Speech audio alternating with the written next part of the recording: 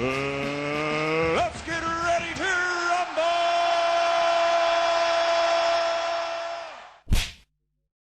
There is a desperation for a Matchroom meltdown out there from certain boxing demographics. And they'll jump on anything to say, yeah, this is Matchroom's last days, and anything creative they can come up with. And what they're not understanding is companies who become successful often become very unpopular amongst a certain section of punters who are longing for the old days. Like, I've heard certain people say, oh, I prefer Matchroom when they're putting on prize fighter tournaments. And they've outgrown that. And to a degree, Eddie is outgrowing the domestic market. Or should I say British market. AJ versus Usyk rematch, outsourced to Saudi Arabia. The first fight was at White Hart Lane, London. But there was such a demand from the Saudis for the rematch, outsourced to Saudi Arabia. Joe Cordina, just the other month, stretched out Ogawa. Brilliant knockout. Big upset. All of a sudden, Wales are back on the map. They've got a champion, Joe Cordina from Wales. Eddie's talking about, yeah, we're going to get him some defenses in Wales. Joe's a likable kid, and he can fight, obviously. But now, rather than opening up that Welsh market, it's being outsourced to Abu Dhabi on the BIVOL ZURDO undercard. Now, that card is stacked. If you're a DAZN subscriber, you don't want to miss that card there. Cordina versus Rakhimov, excellent fight. ZURDO versus BIVOL, great matchup. This is the type of opponent that BIVOL needs. A dance partner that has the style to make his own style be a little more appreciated. So, at the moment, Eddie is the only one securing deals in the Middle East.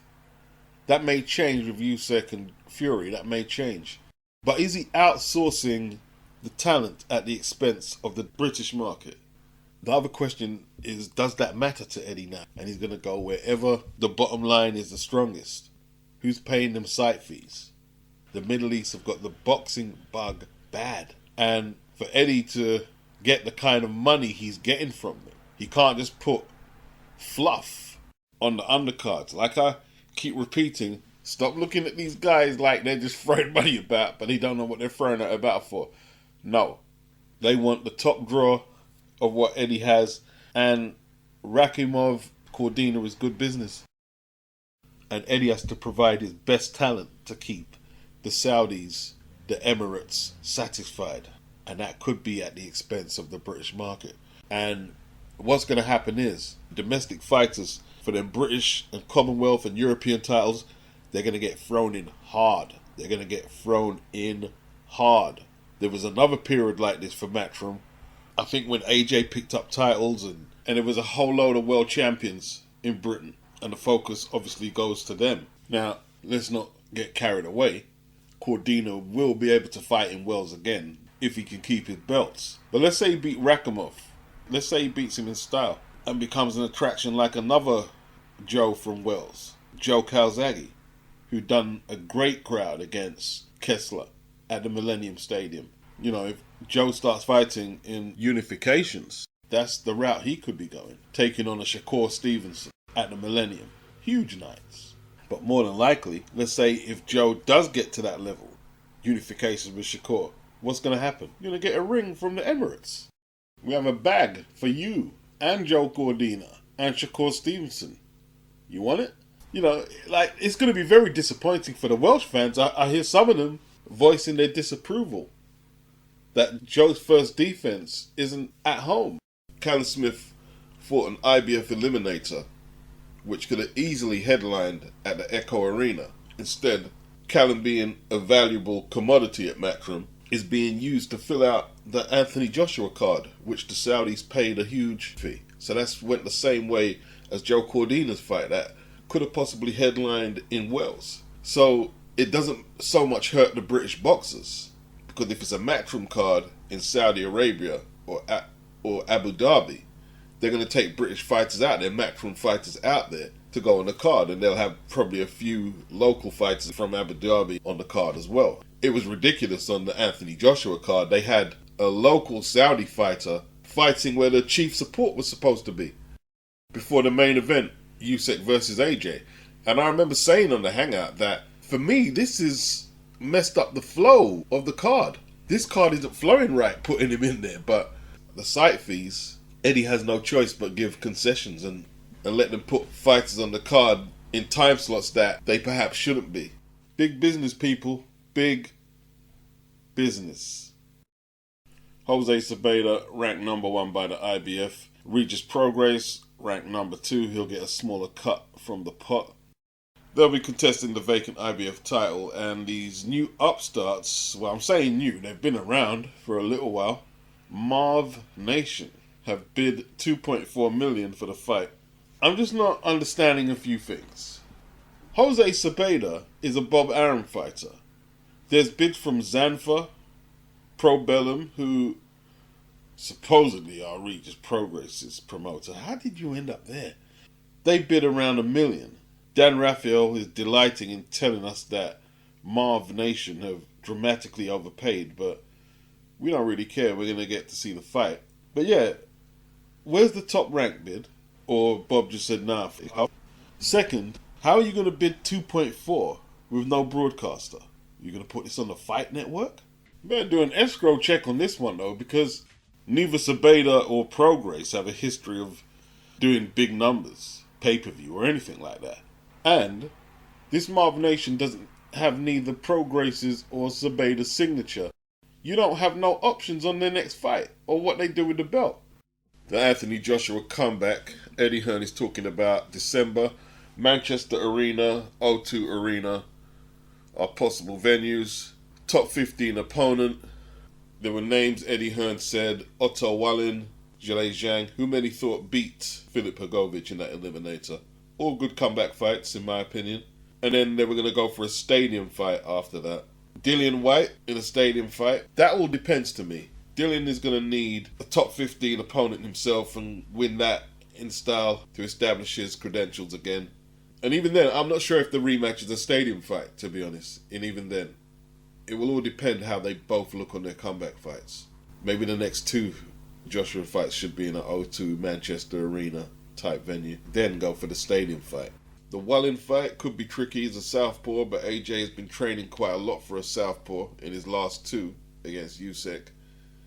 And he's already beat Wallin, I think, a couple of times in the amateurs. The Zhilei Zhang fight, well, Zhilei can bang pretty hard, and AJ certainly doesn't want to get caught with any clean shots by Zhang. And AJ also beat Zhang in the Olympics. But Zhang is there to be hit. AJ is a lot quicker, and AJ's gas tank is no worse than Zhang, so that could be another option. And, you know, Eddie then had the ambitious schedule for AJ in 2023 where he fights about 4 times. He's talking about we'll get him in the Middle East, Australia, America, but we'll see. So Parker versus Joyce has the added WBO interim belt on the line. Didn't Joyce win an eliminator for the WBO? Has there been any WBO interim title fights before? I don't believe there has. Dan Raphael labeled it a terrible decision, as Usyk is trying to get it on with Tyson Fury for undisputed. Paco Vaccarel from the WBO said, he says it's a terrible decision, but they're doing all what they can so Fury and Usyk gets done. They're not going to stand in the way. Frank Warren seemed to be over the moon that the WBO interim title was added. But it's all about sanctioning fees. You're just going to have to pay the sanctioning fee for that. And I don't think that puts more pay-per-view numbers on that fight. I really don't. You know, you got Dubois and Joyce there. And right now, all they're doing is collecting these interim belts that they've got to pay sanctioning fees for. Frank said, you know what this means? With the WBO interim belt added, whoever wins out, Usyk and Fury, has to fight the winner of Joyce and Parker. So when is that fight going to happen? Fury and Usyk. When is it going to happen? Isn't the deadline up from the Saudis? This 500 million ain't there, so that means he's retired, isn't it? I mean, Fury decided to keep hold of the belt. I'm sure 7 days are up. No 500 million. So when is Joyce going to get a shot? When is Dubois going to get a shot? You're probably going to have to get them to fight each other again. I guess if Joyce beats Parker, Frank can make Dubois versus Joyce for the unified interim WBO and WBA titles. The lower tier unification. Good luck selling that. Are we looking at Deontay Wilder, Tyson Fury 4? Because he's lost 2 fights in a row, Deontay. Hasn't won since 2019, but there he is, #1 contender. Nothing changes for him. They seem very determined to keep Wilder's name associated with their belt. They seem very determined. Anthony Joshua, obviously, 2 losses on the bounce, like Wilder. He was not ranked by the WBC, he never was, because he was a champion in the other sanctioning bodies. He's currently ranked number 5 by the WBA, 4 by the IBF, and 3 by the WBO. Sanctioning bodies are weird, man. Anthony Joshua not ranked by the WBC, but he's ranked in the top 4 or 5 in the other 3 sanctioning bodies. Deontay Wilder ranked number 1 by the WBC, but he's not in the top 10 or 15 in the other 3 sanctioning bodies. Will Andy Ruiz ever find his optimum weight? Now, with the heavyweights, everything is fair game as long as you're over 200 pounds. To us, who are not in training camps, not a fighter or a trainer, that might seem like a luxury that you don't have to cut down to 200 cruiser, 175 light, heavy, 160 middleweight, etc. But it then leaves you with the issue of what weight do you come in at heavy, because you still got to decide what weight is optimum for your performance. It's not like, oh well, you know, I don't have to make weight, I just come in at any weight. I became a huge fan of boxing in the 80s, and I've seen the James Broads, the Greg Pages, the Tony Tubbs. We go to the 90s, the Riddick Bows, the Biggity Buster Douglases, eat themselves out of their primes, literally, at heavyweight. Now, if they were fighting in the other weight limits, there's just no way they would be able to blow up so much in between fights. Now, you had like welterweights and welterweights like Ricky Hatton who blew up in between fights and somehow managed to boil back down to 140 and 147 by fight time. But that didn't do his career any good, right? But these guys here, this got bigger and bigger and bigger. Like Ricky Hatton, for instance, if he blows up 20 pounds between fights, there's no way he's going to blow up much more than 20 because he just wouldn't be able to make the weight. A lot of these heavyweights that I'm talking about, like, they just spent their career yo-yo dieting, and some just not even yo-yo dieting, going from low 10s, 217s, all the way up to 290, 300 plus. 300 plus pounds. And because they're big men, they can often hold a lot of weight. Like, I don't think Ricky Hatton could hold 220 on his frame. I mean, no matter how much he tried, he's in good shape now because he's been training for that Barrera fight. I wonder if he still maintained that shape because there's no signs that fight's going to be rescheduled anytime. But back to the topic. Now, whether you think some people are taking advantage of being big at the weight in other weight classes, on that day before weighing, you and your opponent have to weigh in at the same weight, or there are consequences. Fight could be cancelled. You might have to pay a fine in accordance to how much pounds you came overweight. The fight might go ahead, a title fight, but you won't be eligible to fight for the belt. If you win, the belt will just go vacant. If your opponent wins, he gets the belt or she gets the belt. And your training and your weight management and your strategy has to be designed around meeting that weight limit. You don't have no option. You have to tailor your fight around that weight limit. At heavy, well, it's all on you.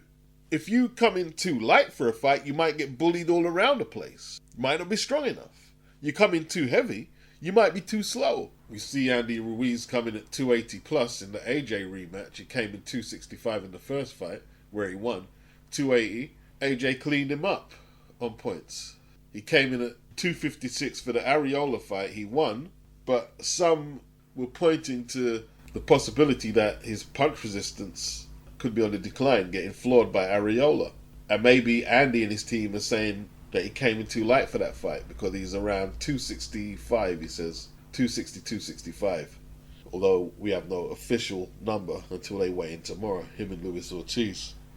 But Andy said he's going to come in at 260, 265. It's not a bodybuilding competition. He wants to add some muscle. He doesn't want to be too skinny. Well, I don't think there's no danger of that. He'll have a decided weight advantage over Ortiz. The weight advantage, I don't know what that does for Andy against Luis Ortiz, as I don't envision him trying to muscle Ortiz around. Or maybe he will. maybe he should muscle the old guy around a little, wear down his legs. But if he's planning to time Ortiz on the counter, speed will be the optimum weapon he needs. He'll need that hand speed. At 280 against Joshua, he was widely criticised for coming in at that weight. Now, I guess some people are questioning, why does he weigh so much more than Ortiz? And Ortiz is a longer reach and he's taller. Genetics are very complex in boxing. Just because somebody is taller, longer, and looks like they should be able to hold more weight than their opponent, it could be hereditary, that Ruiz is just destined to be a heavier set guy than Ortiz. Dietary, what they've both been eating from when they was children. Ortiz has weighed as low as 220, 217 early in his career.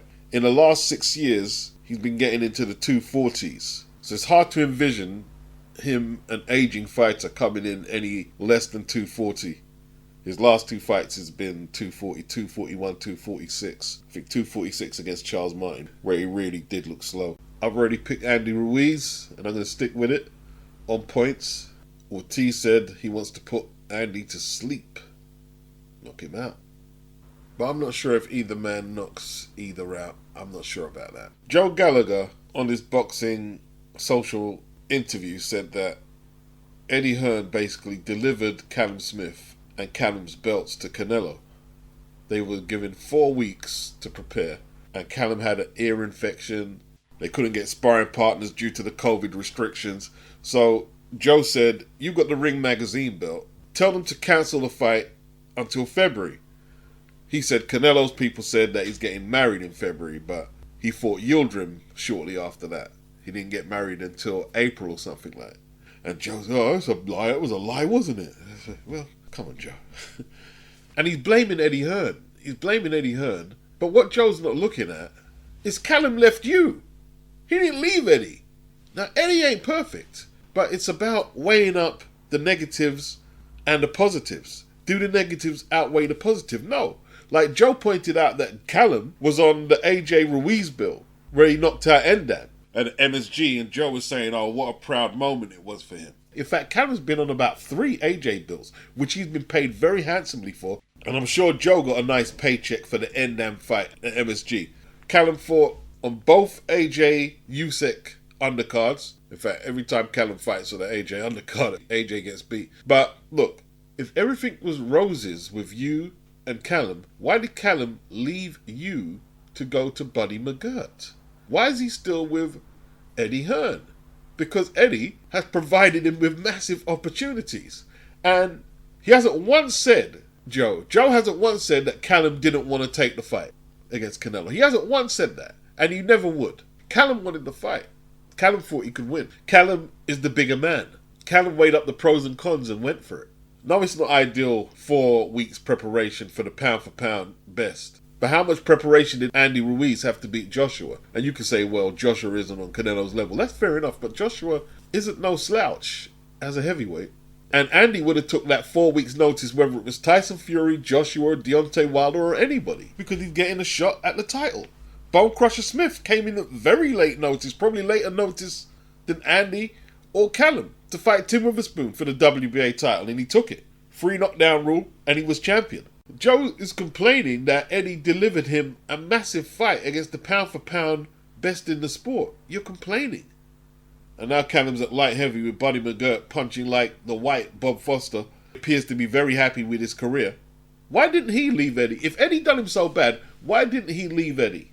It's something Joe needs to consider. You know, let's not forget Joe got a nice percentage out of that $8 million purse that Callum got for fighting Canelo, right? And if Joe is so principled, why didn't he make a stance at the time and say, you know something, Callum, you're going to have to get someone else to train you. I am not going to risk you going out there against Canelo in such a dangerous sport with 4 weeks to prepare. But no, he didn't. He continued to train Callum, took his trainer's percentage, money that he's living off today, right? And didn't say shit. Now he's running his mouth because he's out of the Eddie Hearn and Matchroom fold. Now he's got a lot to say. Didn't say anything at the time. What about Callum's tactics in the fight? Not just the Canelo fight, because Callum got a gift decision in many people's eyes against John Ryder. And a lot of people were saying at the time, he is stagnating with Joe. and he needs to leave Joe. Did that have anything to do with his poor performance against Canelo? Did he win a round against Canelo? You know, and the hypocrisy as well. Like, Callum has only lost one fight in his career. He's been the WBC super middleweight champion, has a high knockout percentage. Callum has headlined many cards. Do you think any of Callum's opponents came in at short notice? Who was saying to themselves, oh, if I had a longer camp, I could probably do better against Callum. Maybe beat him. The one fight that he had to come in at short notice for an $8 million purse he wants to bitch and moan and complain about. When the fighters of yesteryear would have done anything for an opportunity like that. Stop fucking bitching and moaning, Joe. And I'm not talking about all women, of course, but Joe is sounding like an old, whiny woman. Still talking about her ex-husband she split up with 40, 50 years ago. Leave it out, Joe. If Joe had any big attractions who could do big gates and pay-per-view and stuff like that, he wouldn't be talking about Eddie. The man's frustrated with his load. Got Callum Johnson there doing what? Pulling out of fights every second. He's got Natasha Jonas. She's good. She's the world champion. It's getting ridiculous now. Even when he had fighters on Matchroom and he went on them rants about Matchroom prioritizing London fighters over fighters outside of London. Just like pathetic. You know, like Carl Froch and Kell Brook are not from London. And they've been some of the biggest Matchroom fighters Eddie has had since he took over from his dad. They put Matchroom on the map, not Joshua. Joshua came after. And Joshua's from Watford, actually. Just nonsense. Absolute nonsense. Tony Bellew, Liverpool. Just a very weird guy. Now, Boxing UK is a credible source. And they said R.I.P. Earnie Shavers. The knockouts against Ken Norton and Jimmy Ellis are frightening. The way he steadied Jimmy Ellis's head with the forearm and drilled him with the right uppercut. He did the same thing to Joe Bugner. Deck Bugner. Bugner pulled out on his stool a round or so later. The overhand right that he hit Larry Holmes with, he was challenging Holmes for that WBC belt. Holmes proved his recuperative powers that night. How he got up from that right hand, I think Ernie said that's the hardest he's ever hit anyone. And Holmes was all over the place, but his fighting instincts, the way he kept moving away from the referee so the referee couldn't look at him and see how messed up he really was. And he went on to record a stoppage. Ernie, when you're talking about the 70s, Ernie, how can I describe it? I'm going to say he epitomized the 70s, that era there. I'm going to say that. The fight he gave Ali, the knockout of Roy Williams, he's got stoppages over Jimmy Young, and he was vulnerable. He got knocked out by the likes of Jerry Quarry, Ron Lyle, but he fought everybody. Everybody. Didn't duck no smoke at all. When I say he epitomized 70s heavyweight boxing, everything that era stood for, everything great, taking on all comers, providing entertainment, the bald head, before Hagler. I used to hear my dad talk about Ernie Shavers, man. You know what I mean? That's a bad dude.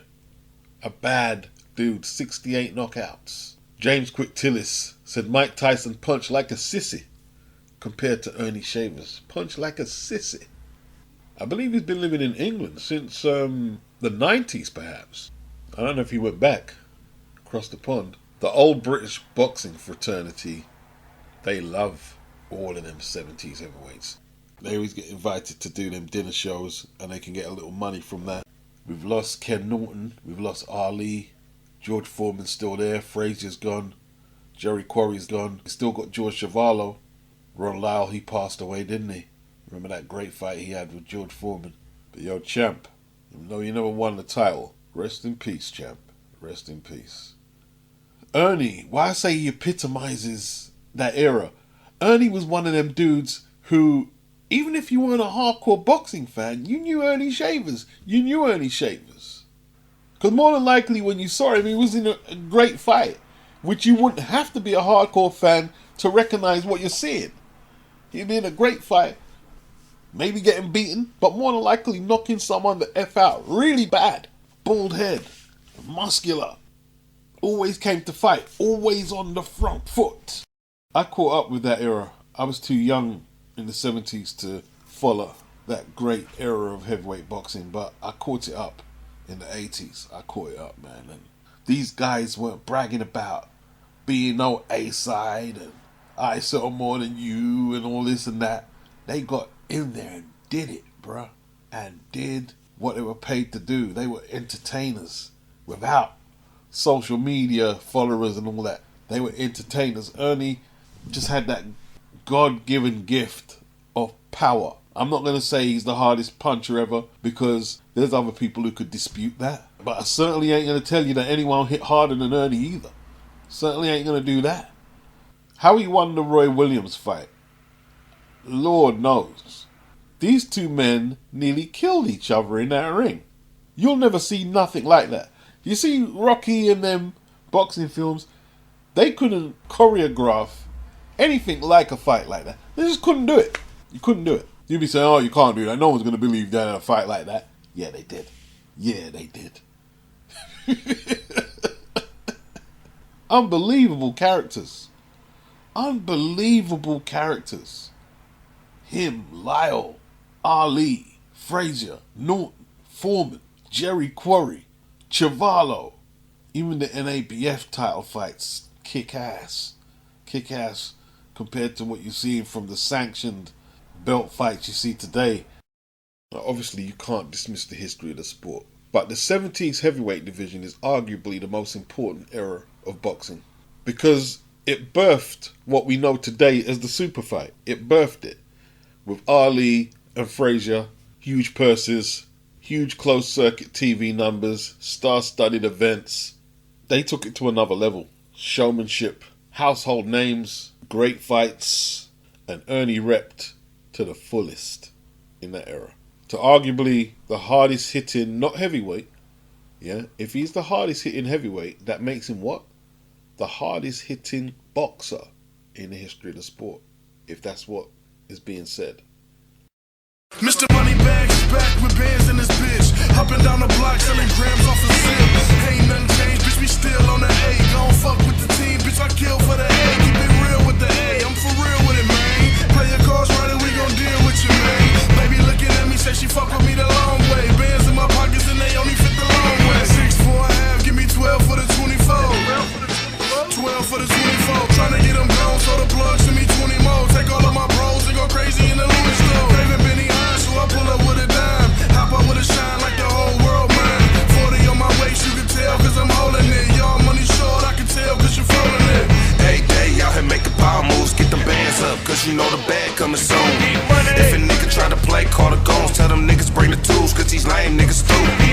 24/7, all about the dollar, get the scale and the powder, hit the kitchen, whip it up again. If you niggas come short, I'ma bust some hell, no, I don't trust them, nigga, all a nigga know is get money. What you know about counting cash? On the block stones, in my mouth moving bags. Stumble on my waist, now I'm pushing out that trap house. Junkies at the door, tweaking, trying to beat the haters down. Now we sitting at the top, niggas calling for them slams. Bitches sucking dick, while they baby daddies copping zips. Never been a fall off, watch how we ball hard. Stunting in the club, popping ballers, fucking all the stars. That's what you get when you out here getting money. Looking at you niggas falling off, cause she bought me. Bad learned to get the money, never had an empty tummy. Feed my family first because I'm eating while I'm getting money. I'm trapping like a fool, got me gripping on that tool. Riding with a click gorillas and they gone out that fuel. And they ready for that kidnap, staking with your bitch at. I'm outside in yellow tape, they call that shit a cold case. Hey, day out here making power moves, get them bands up, cause you know the bag coming soon. If a nigga try to play, call the goons, tell them niggas bring the tools, cause these lame niggas stupid. 24/7, all about the dollar, get the scale and the powder, hit the kitchen, whip it up again. If you niggas come short, I'ma bust some hell, no, I don't trust them, nigga, all the nigga know is get money. Niggas already know, I'ma buy my bread, hit the kitchen, cook the work, man, motherfucker feed. Hey, there we going hard in the street life, young nigga off the porch, 96, like a white. Like Dirt said, nigga, we be living trife. Get a couple bands quick off of either white. Ain't got no love for these bum niggas. Age 18, I learned how to get that cash quicker. Quick blue cutty, call that bitch a blood killer. In the streets, man, they label me a thug nigga. Fuck that shit, I'm the main drug dealer. But the spot open, time to network and plug niggas. Me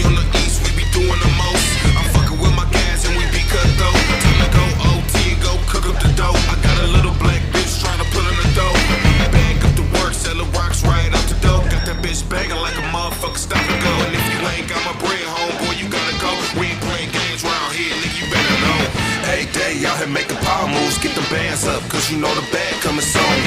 If a nigga try to play, call the goals. Tell them niggas bring the tools, cause these lame niggas stupid. 24/7, all about the dollar. Get the scale and the powder, hit the kitchen, whip it up and get money. If you niggas come short, I'ma bust them. Hell no, I don't trust them, nigga. All the nigga know is get money.